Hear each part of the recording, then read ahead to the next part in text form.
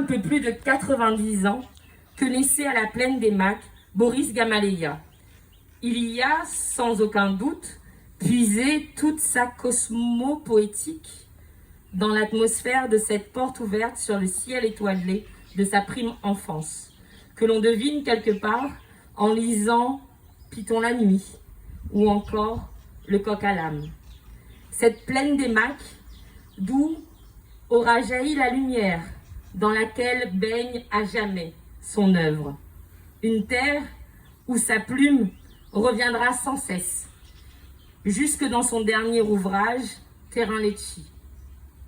Ce sol natal, terre d'alambic que vous connaissez tous, d'où sera distillée l'essence rare d'une poésie aux multiples parfums, embaumant pour toujours l'expression majeure de sa créolité. Il évoquera la fenêtre, qu'il mettra en musique, mais aussi le tapage, cet autre lieu perché. Son adolescence, Boris Gamaleya la vivra ici à la Rivière, un territoire qui deviendra au fil du temps, avec la plaine des Macs, un point central de son inspiration et qui sera transposé dans sa poésie en rêve la vie et air. La rivière où résonnera pour toujours l'écho des chants de son enfance qu'il portait en lui comme un second cœur, la culture vivrière du pur Gamaleya. C'est à la rivière aussi qu'à l'âge de 15 ans, alors alité, après être tombé d'un pied de Lecce, sommet de la poésie des vergers créoles, nous disait-il. Donc c'est là qu'il découvre le conte de l'île, dont il dira plus tard avoir été possédé par l'esprit. C'est ici aussi qu'il fera la connaissance d'un autre poète riviérois. Je veux ici citer Alcide Barré. C'est toujours à partir de la rivière qu'il écrira et enverra aux journaux ses premiers écrits.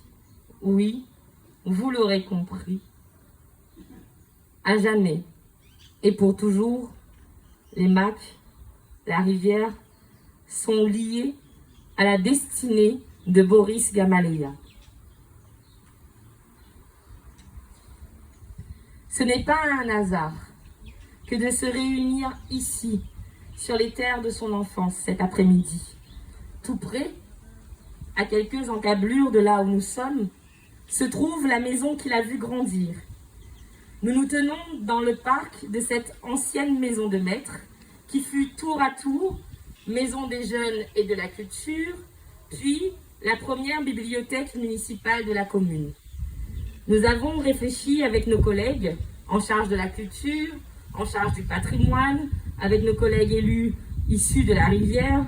Nous avons à cœur de vous proposer, chers membres de la famille Gamaleya, de travailler avec nous dans les mois qui viennent au choix partagé d'un espace municipal dédié à la culture, espace qui serait existant, espace à rénover ou encore espace à construire, puisque en matière de culture, nous avons encore beaucoup à faire sur ce territoire.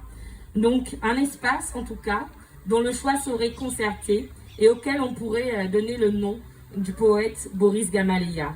Ce serait en tout cas la marque de notre reconnaissance et de notre gratitude et nous serions très honorés si la famille acceptait cette proposition.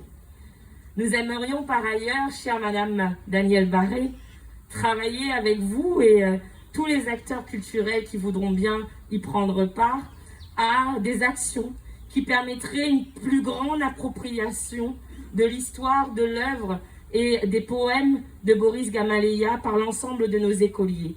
Je pense que cette transmission est particulièrement importante et qu'il nous appartient, nous, en tant que municipalité, d'être le fer de lance de cette démarche.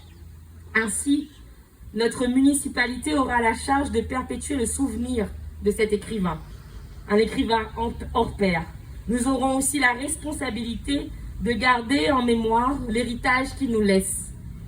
Ce grand réunionnais, à l'image d'un autre Riviera de son époque, Jean Joly, n'a jamais ployé le genou devant les nombreux obstacles qui ont pu parsemer sa route. Ni l'homme, ni sa plume n'ont jamais plié, jamais cédé. Cette résilience d'une époque où l'écriture devenait un acte de résistance quelque part face à l'adversité, cette époque où la poésie devenait également une arme défensive, une lumière même contre tout type d'obscurité, cette résilience-là, cette époque-là, font écho dans nos combats qui nous restent à mener aujourd'hui. Chers amis, chers Riviérois, j'espère en tout cas que le futur lieu que nous allons choisir, qui sera dédié à notre regretté Boris Gamaleya, j'espère en faire une fontaine parmi les 100 fontaines clamées par le poète.